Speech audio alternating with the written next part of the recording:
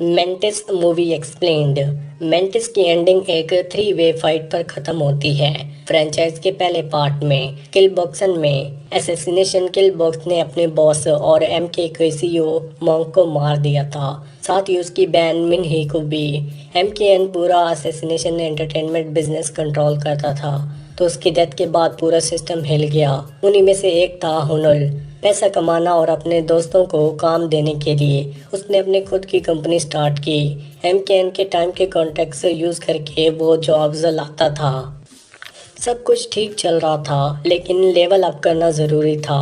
हुनुल ने अपने पुराने मेंटोर डेको से हेल्प मांगी, लेकिन डेको बिजी था एमकेएन को वापस बनाने, और उसने हुनुल को बोला अपनी कंपनी छोड़ो और एमकेएन ज्वाइन करो। फिर हुनुल ने बेंजामिन उससे सपोर्ट मांगी, लेकिन उसके अजीब डिमांड्स देखकर सब पीछे हट गए। प्रॉब्लम तब आई जब हुनुल ने जॉब्स बांटने में सेल्फनेस दिखाई और उसके और जेई के बीच झगड़ा हो गया और जे बेंजामिन के कैंप में चला गया।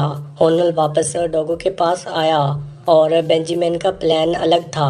वो चाहता था कि हुनुल, जेई और डोको तीनों एक दूसरे से लड़के खत्म हो जाएं, ताकि उसका एंटरटेनमेंट बिजनेस टॉप पर आ जाए। बेंजामिन ने और भी कंफ्यूजन क्रिएट कर दी। किल बॉक्सन यूनिवर्स में एक ब्लडेड नाइफ भेजना एक ड्यूल का इमिटेशन होता है। जब जेई ने डेकोगो को मारने में मना किया, बेंजामिन ने अपने एसेसिनेशन का हाथ काट कर उसका खून चेहरे पर डोगो को भेज दिया, ऐसा दिखाने के लिए जैसे जेई ने उसे फाइट के लिए बुलाया हो। इसी बीच डोको ने हुनुल को एक मिशन दिया अपने पुराने दोस्त बासु को मारने के लिए, क्योंकि वो बिना एमकेएन के परमिशन के कॉन्टैक्ट्स ले रहा था। हुनुल जानता था कि अगर जेई को बासु की असली मौत का पता चल गया तो वो इम्पल्सिव हो जाएगा, इसलिए उसने बासु की डेथ फेक कर दी और उसे छुपाने का बोला। फिर जब उसे खूनी चेहरे के बारे में पता चला, उसने दू को समझा कि ये जाई का काम नहीं है, ये सब बेंजामिन ने किया है। उन्होंने बासु की फेक फ्यूनरल अरेंज करवाई और वहाँ जेई से मिला। उसने उसे बोला कि छुरा वापस ले जाओ और दो के फाइट अवॉइड करो, लेकिन दोनों प्लान फेल हो गए। बासु छुपने से बाहर आ गया और जाई ने नाइफ वापस लेने से मना कर दिया। दो गुस्से में आ गया। उसने डिसाइड किया पहले जाई को मारना है नाइफ भेजने की वजह से, और फिर हुनुल को अपना मिशन खराब करने की वजह से। इसी बीच एक कैमियो में बॉक्सन हुनुल को आइडिया दिया।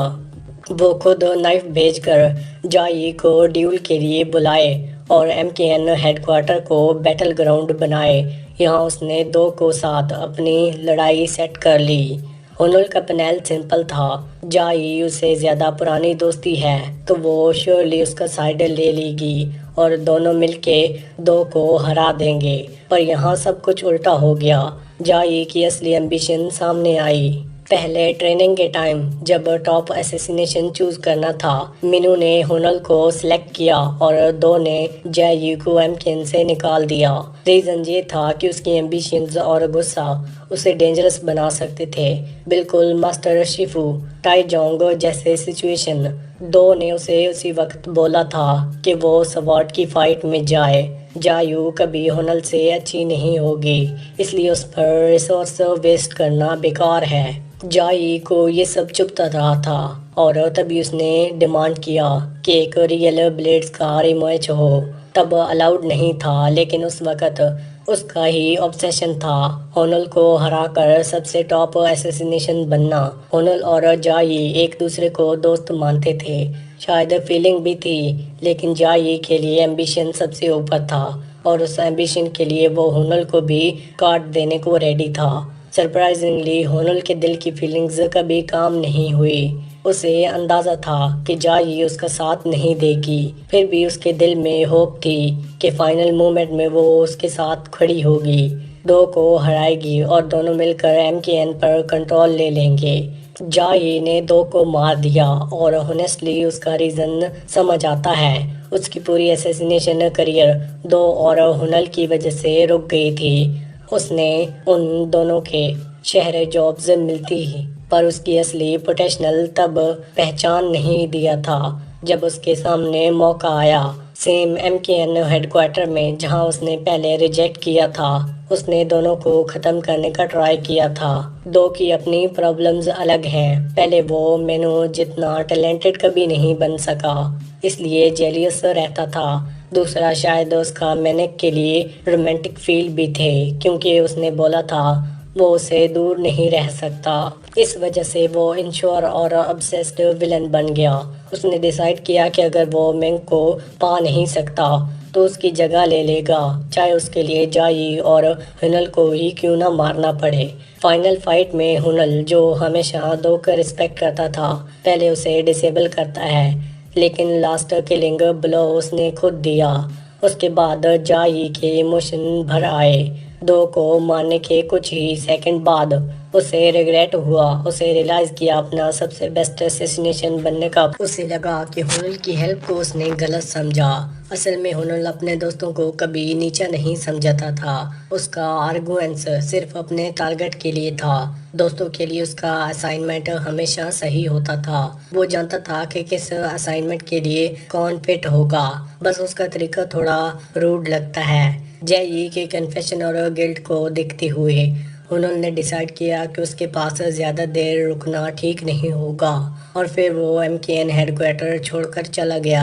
लग रहा था कि हुनल और जय का चैप्टर ख़त्म हो गया, लेकिन मेंटिस के एंड में ट्विस्ट आया। MKN ने फिर से कंट्रोल लेने के बाद जब एंटरटेनमेंट की तरफ से जय ने बेंजामिन के असैसिनेशन हुनल को आउटर सोर्स किया, और शायद हुनल ने बेंजामिन को मार दिया। रीजन क्लियर है, बेंजामिन ने खूनी चेहरे का झूठ बोलकर ऑलरेडी टेंशन सिचुएशन को और खराब कर दिया था। वो एक इमोरल और इमेच्योर बंदा था जिसको बस पैसा कमाना था, चाहे जैसे भी हो, इसलिए उसका पिक्चर से हट जाना जरूरी था। क्या इसका मतलब ये है जय और हुनल फिर से अच्छे टीम्स पर आएंगे? शायद अभी नहीं, पर्सनल फीलिंग्स सेटल होने में टाइम लगेगा, लेकिन जय अब MKN और JB एंटरटेनमेंट दोनों की हेड है, और प्रोफेशनल लेवल पर उसने हुनल के साथ काम करना ठीक समझा। दोनों फ्लेक्सिबल रूल्स चाहते थे, और अगर ग्रुप्स एग्जाम्पल सेट करें तो बाकी लोग भी फॉलो करेंगे। इसी के साथ ये मूवी यहीं पर एंड होती है। आपको कौन सी मूवी या फिर वेब सीरीज़ का एक्सप्लेनेशन चाहिए, हमें कमेंट सेक्शन में ज़रूर बताना। वीडियो अच्छी लगी हो तो वीडियो को लाइक करके चैनल को सब्सक्राइब लाजमी करना। Thanks for watching.